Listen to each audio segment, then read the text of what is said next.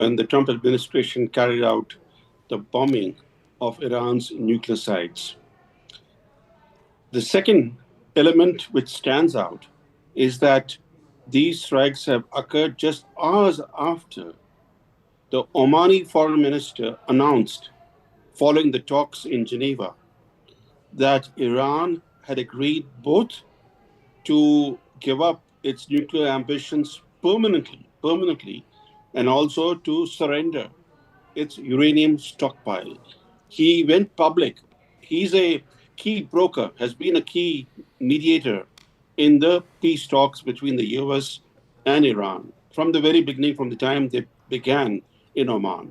And the Omani foreign minister went public with these remarks because it was apparent to everyone that Trump will not accept yes from Iran, that having positioned his carrier groups to carry out strikes on Iran, that Trump will not accept even Iran's capitulation at the negotiating table.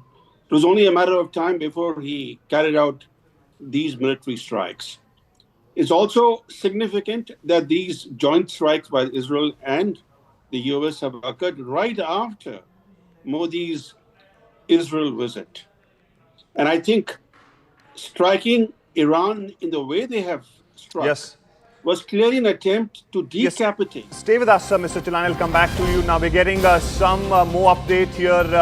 We're getting to learn from the reports that United States strikes against Iran are being carried out by air and sea. A US official told Reuters on this. So this is also a breaking update that we are getting, and in fact US President Donald Trump confirmed the attack on Iran, and in fact this is something which is coming out right now, that the attacks were carried out by air and sea.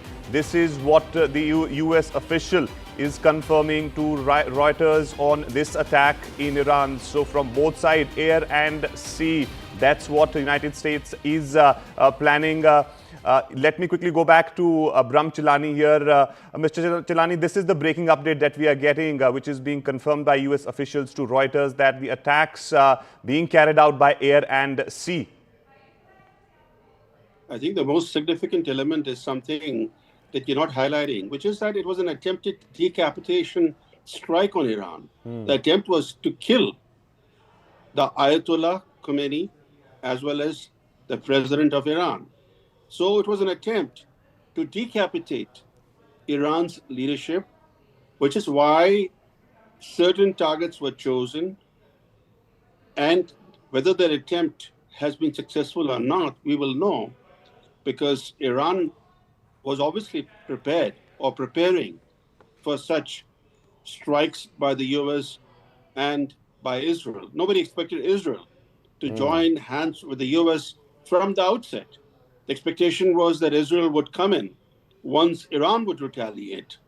But here, to the surprise of everyone, to all the analysts who were looking at the possible war scenarios, Israel joined hands with the US from the word go. And the fact that these strikes have happened right after Modi's visit, just after Modi has returned home, is also very significant.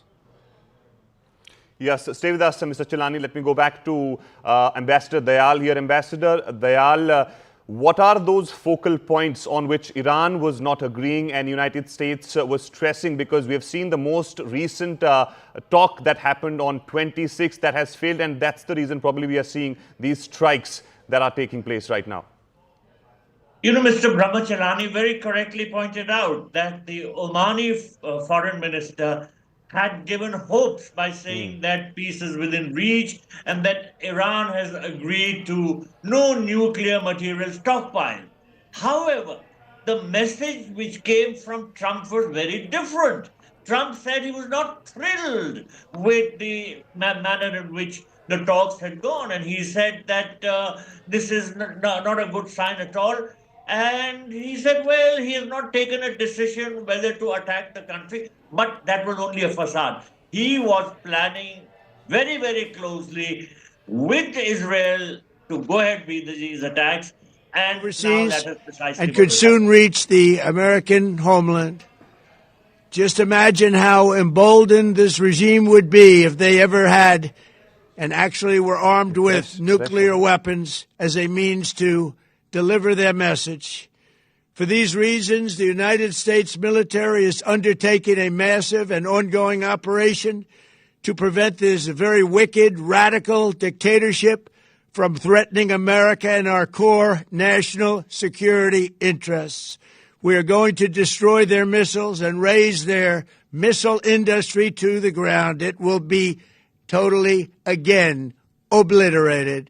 We're going to annihilate their Navy. We're going to ensure that the region's terrorist proxies can no longer destabilize the region or the world and attack our forces and no longer use their IEDs or roadside bombs, as they are sometimes called, to so gravely wound and kill thousands and thousands of people, including many Americans. And we will ensure that Iran does not obtain a nuclear weapon. It's a very simple message. They will never have a nuclear weapon. This regime will soon learn that no one should challenge the strength and might of the United States Armed Forces. I built and rebuilt our military in my first administration, and there is no military on earth even close to its power, strength, or sophistication. My administration has taken every possible step to minimize the risk to U.S. personnel in the region. Even so, and I do not make this statement lightly, the Iranian regime seeks to kill. The lives of courageous American heroes may be lost, and we may have casualties. That often happens in war. But we're doing this not for now. We're doing this for the future, and it is a noble mission. We pray for every service member as they selflessly risk their lives to ensure that Americans and our children will never be threatened by a nuclear-armed Iran. We ask God to protect all of our heroes in harm's way, and we trust that, with His help, the men and women of the armed forces will prevail. We have the greatest in the world, and they will prevail. To the members of the Islamic Revolutionary Guard, the armed forces, and all of the police, I say tonight that you must lay down your weapons and have complete immunity, or, in the alternative, face certain death. So, lay down your arms. You will be treated fairly with total immunity, or you will face certain death. Finally, to the great proud people of Iran, I say tonight that the hour of your freedom is at hand. Stay sheltered. Don't leave your home. It's very dangerous outside. Bombs will be dropping everywhere. When we are finished, take over your government. It will be yours to take. This will be probably your only chance for generations. For many years, you have asked for America's help, but you never got it. No president was willing to do what I am willing to do tonight. Now you have a president who is giving you what you want. So let's see how you respond. America is backing you with overwhelming strength and devastating force.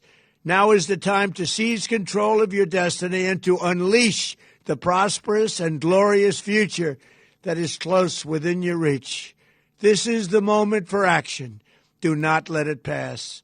May God bless the brave men and women of America's armed forces. May God bless the United States of America. May God bless you all. Thank you. All right, there you heard United States President Donald Trump confirming there that United States forces have conducted this operation